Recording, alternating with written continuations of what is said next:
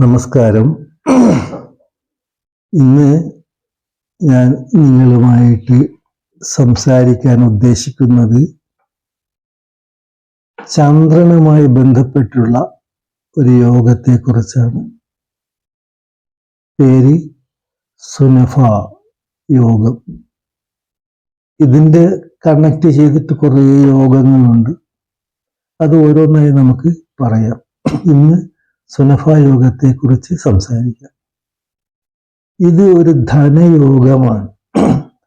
ചന്ദ്രൻ നിങ്ങൾക്കറിയാമല്ലോ, ചന്ദ്രൻ ഒരു ധനത്തിൻ്റെ ഒരു പ്ലാനറ്റാണ്. ധനം, ജലം, സുഖം, മാതൃത്വം ഇതൊക്കെയാണ് ചന്ദ്രനുമായിട്ട് ബന്ധപ്പെടുന്നത്.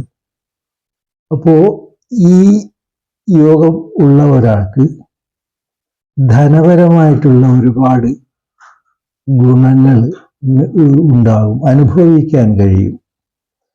ഈ സുനഫ യോഗമുള്ള ആൾക്കാർ വളരെ ബുദ്ധിമാന്മാരായിരിക്കും. വളരെയധികം ധനം ഉണ്ടാകാനുള്ള സാധ്യതയുള്ള ആൾക്കാരായിരിക്കും. നല്ല സൽകീർത്തി ഉണ്ടാകും ഈ ആൾക്കാർക്ക്. കാരണം ചന്ദ്രനുമായിട്ടുള്ള ബന്ധമാണ്.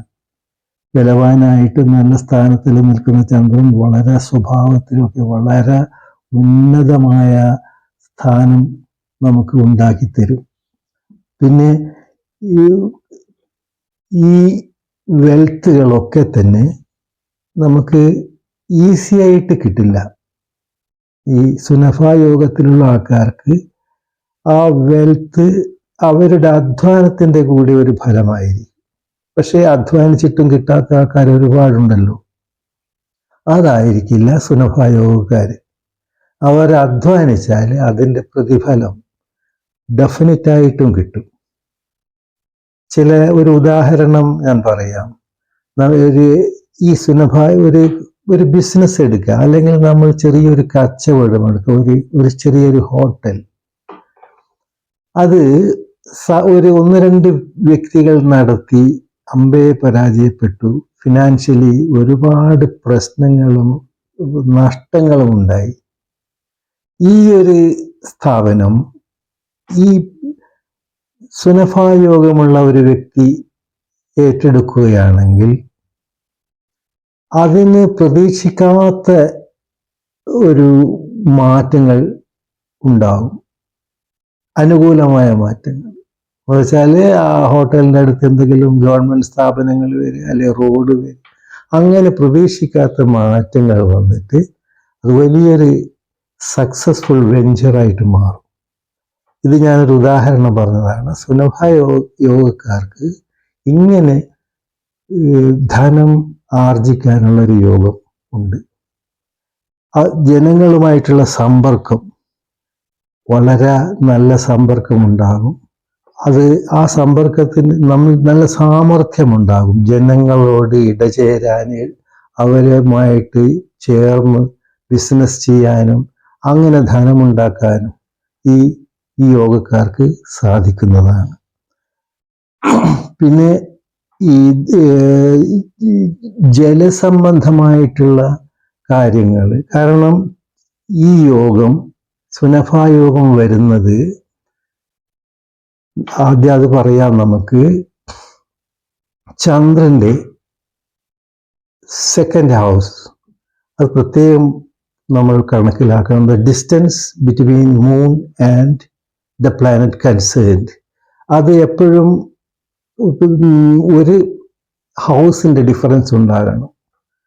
ആ ഡിഫറൻസ് ഇല്ലെങ്കിൽ സുനഫ യോഗം നമുക്ക് അനുകൂലമായി വരില്ല. അങ്ങനെ ചന്ദ്രന്റെ 2-ൽ നിൽക്കുന്ന ഗ്രഹങ്ങള്, അത് തന്നെയും 5 ഗ്രഹങ്ങൾക്ക് ഈ സുനഫ യോഗത്തിനുള്ള അർഹതയുള്ളൂ. അത് വ്യാഴം, ശനി, ശുക്രൻ, ബുധൻ, കുജൻ.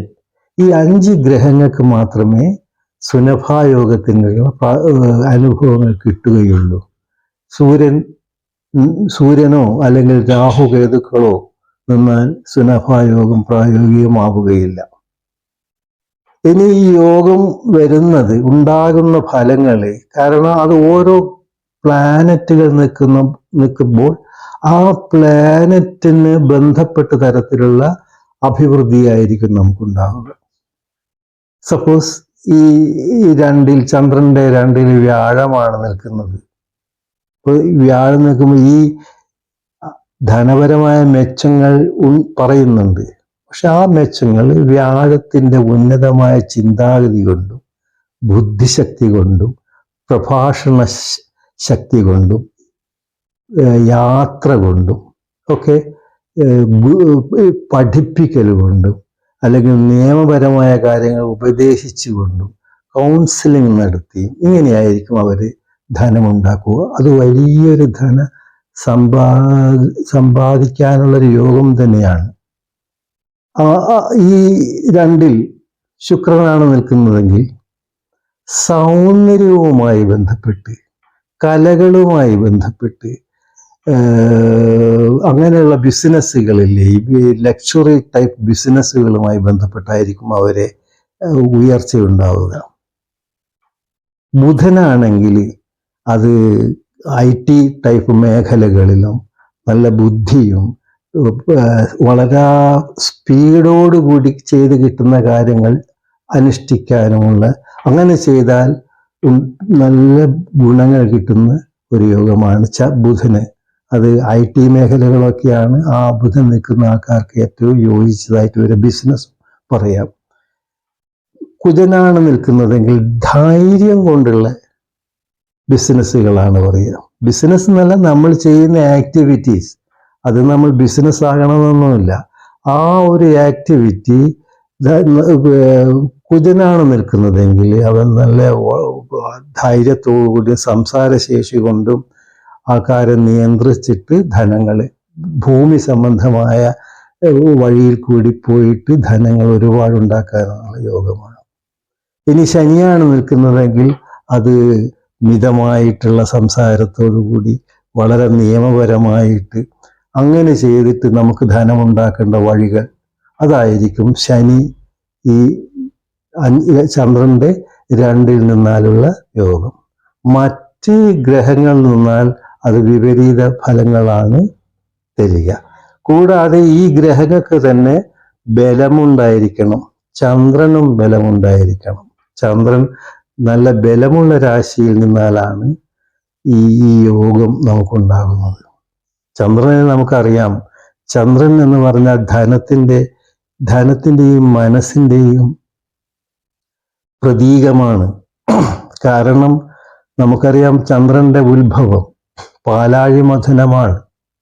പാലാഴി മഥനം എന്ന് പറഞ്ഞാൽ അതൊരു സിംബോളിക്കാണ്. മനുഷ്യ മനസ്സിന്റെ മഥനമാണ്. ആ മനസ്സിനെ നിയന്ത്രിച്ചെടുക്കലാണ്. അങ്ങനെ നിയന്ത്രിച്ചെടുക്കാൻ സാധിക്കുമ്പോൾ പാലാഴി മഥനത്തിൽ നിന്ന് ചന്ദ്രൻ വരുന്നു, ഒപ്പം തന്നെ ധനവും വരുന്നുണ്ട്, ലക്ഷ്മി. അതുപോലെ തന്നെയാണ് ഇവിടെയും. ചന്ദ്രനെ നിയന്ത്രിച്ച് പോയാൽ നമുക്ക് ധനമുണ്ടാകും, ഐശ്വര്യമുണ്ടാകും, എല്ലാ തരത്തിലുള്ള ഉയർച്ചകളും ഉണ്ടാകും. ചന്ദ്രനെ നമ്മൾ അതുപോലെ ഉപയോഗിച്ചില്ലെങ്കിൽ അതിൻ്റെതായ ദോഷഫലങ്ങളും ഉണ്ടാകും. ഈ സുനഫായോഗത്തിന് പ്രത്യേകമായി ശ്രദ്ധിക്കേണ്ടത്, അമിതമായ വരുമാനം വരുമ്പോൾ നമുക്കുണ്ടാകാൻ സാധ്യതയുള്ള ഈഗോ, നെഗറ്റീവ് ഈഗോ, അതുണ്ടാകാൻ സാധ്യതയുണ്ട്. അതെപ്പോഴും നമ്മൾ ശ്രദ്ധിക്കണം. അങ്ങനെ ഈഗോ വരുമ്പോൾ ലക്ഷ്മി നമ്മളിൽ നിന്നും അകന്നു പോകും.